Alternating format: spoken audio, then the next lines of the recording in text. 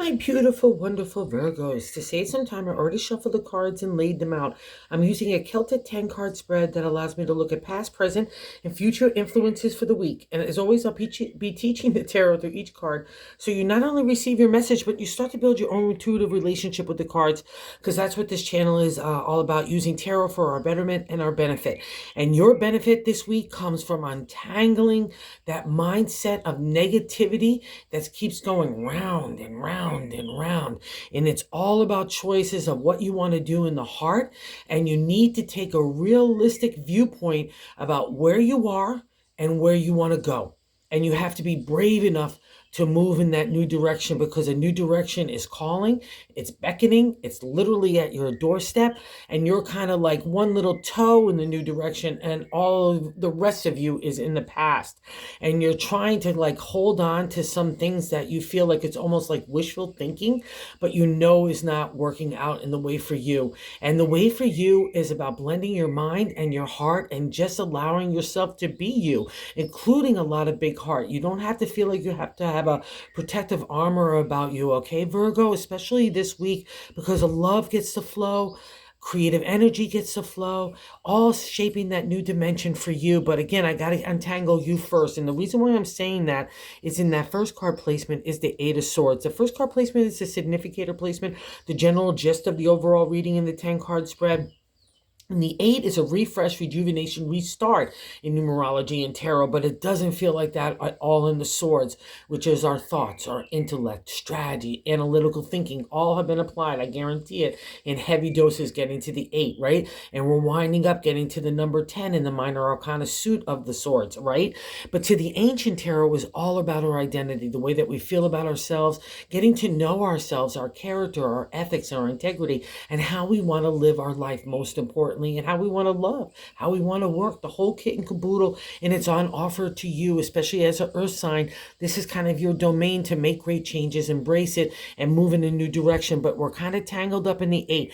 I like to call it like the gerbil wheel of hell. I'm just going around and around and around. I'm indecisive. I can't make a decision for my own betterment.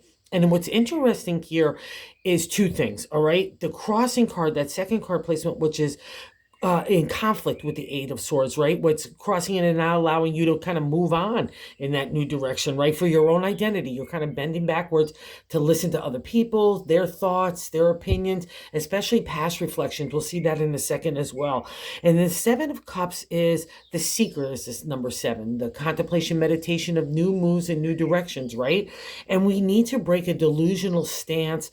We need to be solid in our own thinking and our own insight, especially with regards to the cups, which is our heart, love, emotional flow, intuition, psychic ability, our dream state, all under the domain of the suit of cups, right? And now here's another reflection. We're winding up into the number 10. And this 7 is asking you, what do you want to do next for your heart? We need to base this on reality. And I think part of this conflict comes from you really want to use a lot of heart. You really want to go for someone that maybe is a lot of heart and not kind of care about that material, or including being yourself. It's like that's going to always happen to a Virgo, to break that stranglehold of the material world, like money, accomplishments, acknowledgments, ego, pride kind of stuff, even in a partner, not alone yourself, right? But the cards are suggesting, and they have been for a while, that that's becoming a shift. God and the universe has been breaking that, because that happens for all earth signs, okay? And now you're moving in a new direction where I need to blend more spirit, emotional flow, feeling into your decision making, into who you are, and implement it into your daily life.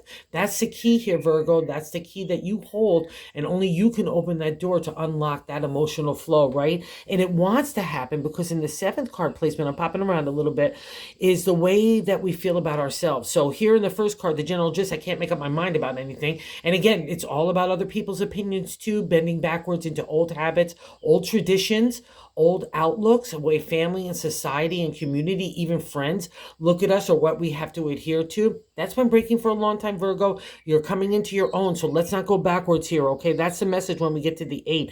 And the King of Cups is a suggestion of how you're feeling about yourself. And the King is that reflection of what I was talking about. We're breaking the material. I need to only care about spirit and love and creativity and excitement in that domain of the area of the cups.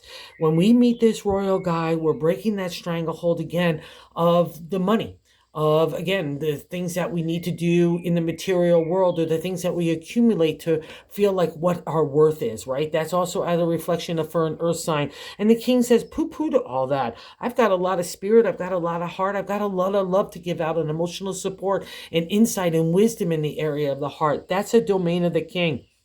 See how he holds that big cup? I know who I am in my love.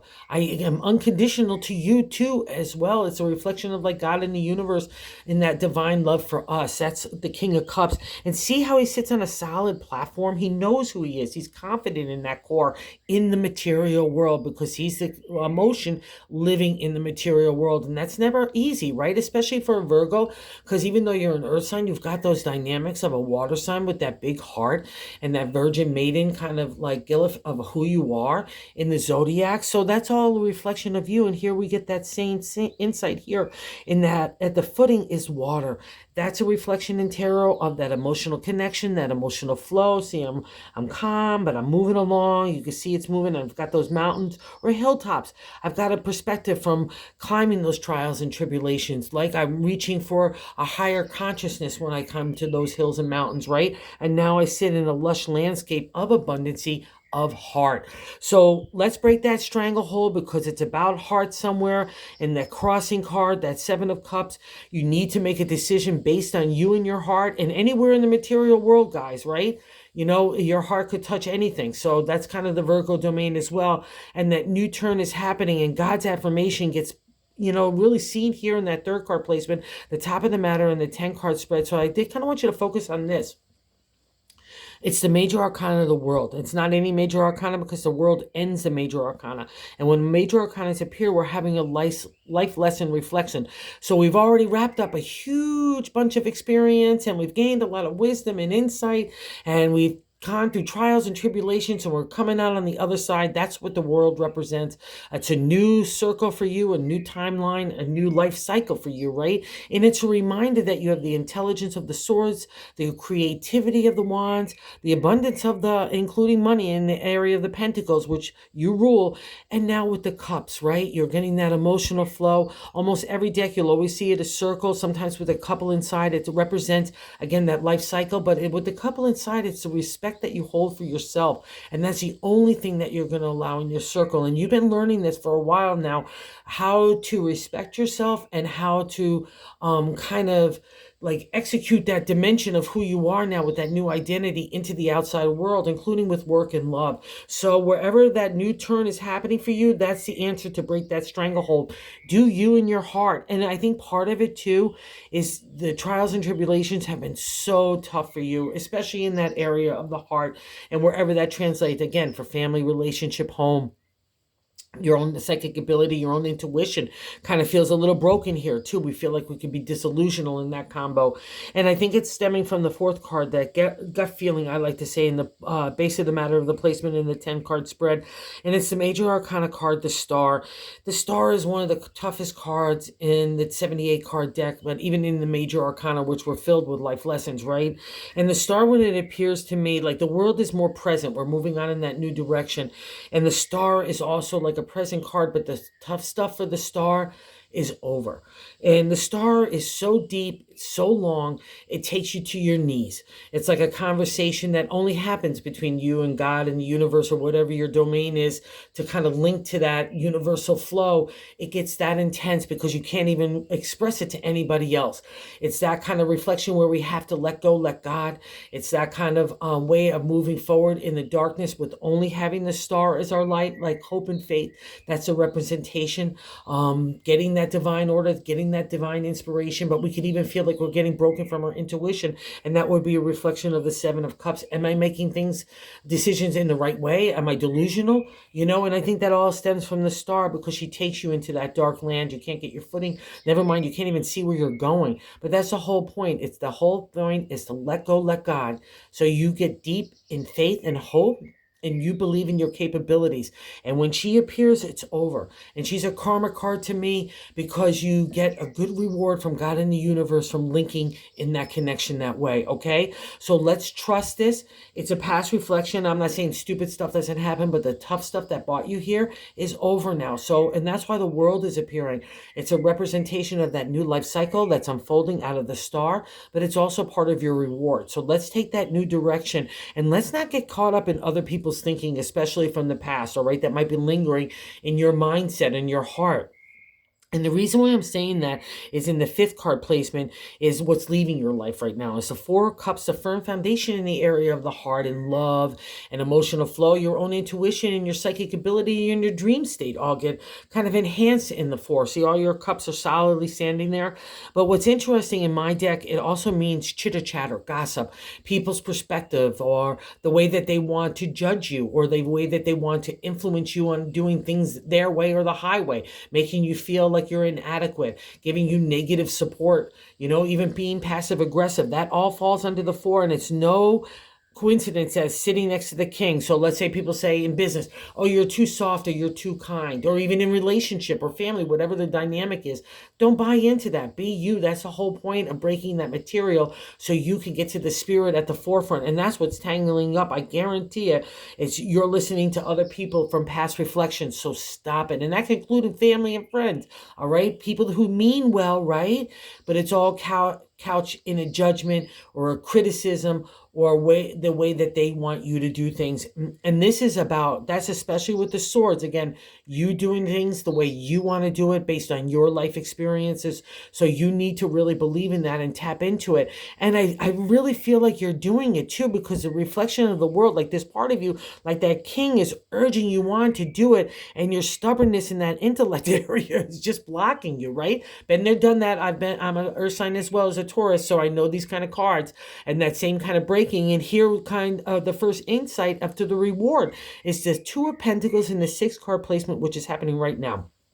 The two is so beautiful. Again, you rule the pentacles. It's earth sign domain. It's the taking an idea, again, and even in love, wherever you want to, and starting to make it materialize in the real world. And that's the two coins right there in that lush landscape of the green, the vines of wine and abundancy, the potential and opportunity to take what you have in you, and you've got some legs about you, now take it in a new direction of what you want. Again, love, family, relationship, home, career, your own body, the way you treat it, the way you eat, the way you think, the way you are in society.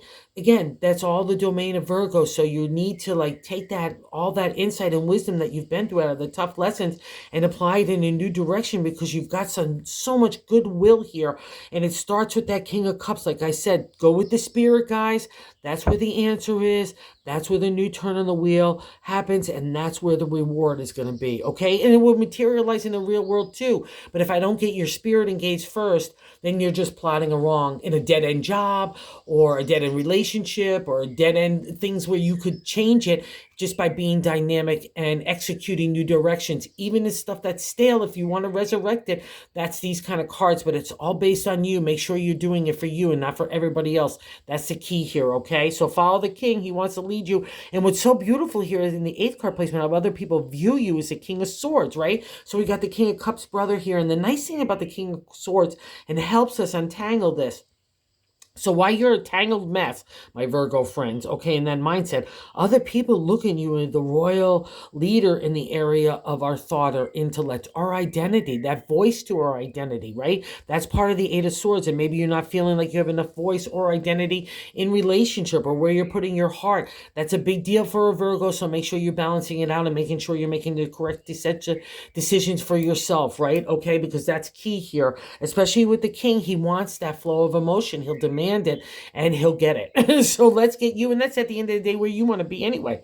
And the king is how other people look at you. So if you need to move away from people and situations that no longer serve you, what's nice about the king, during the whole journey of the swords, we're only asked to use intellect. I want to keep an emotional distance.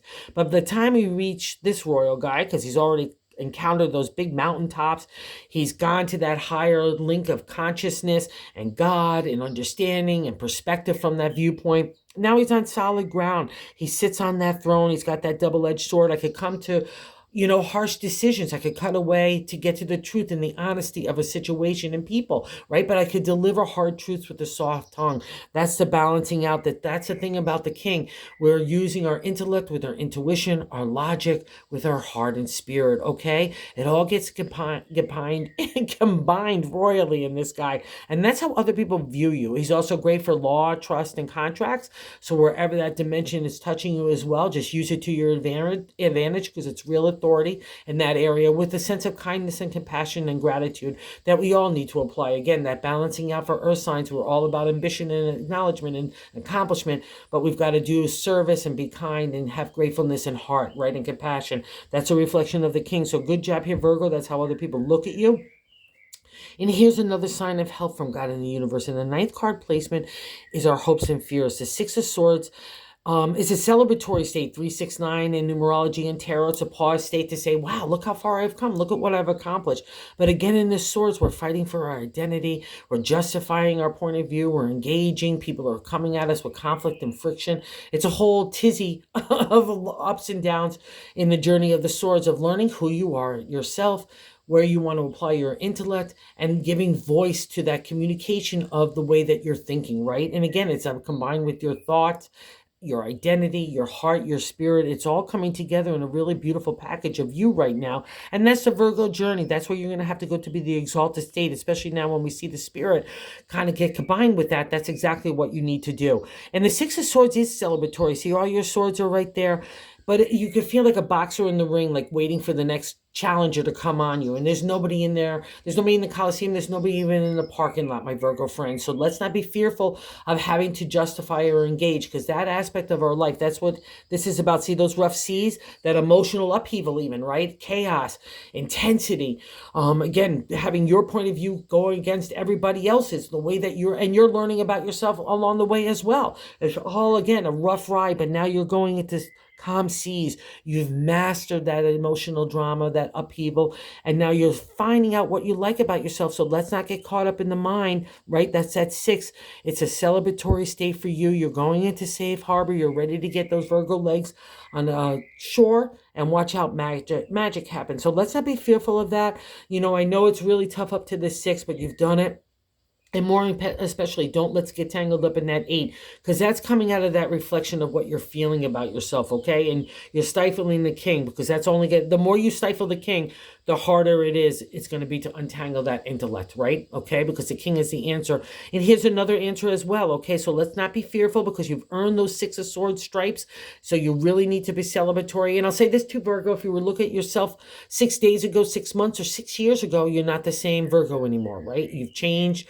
Out of those trials and tribulations, you know yourself, you like yourself, you're digging yourself. So that's all that matters right now. Get into that groove and enhance it so you can move forward. You can give yourself your own oxygen to that flame of creativity and love that's emerging in you in a new way, because you are a new person. Right? And that's reflected here in the Queen. In the 10 card outcome card, the Queen of Wands, she's the lioness to me. She's the queen of the creative inspiration, imagination, get not only materialized, but they become an abundancy in her. Right? And that's all the potential in you.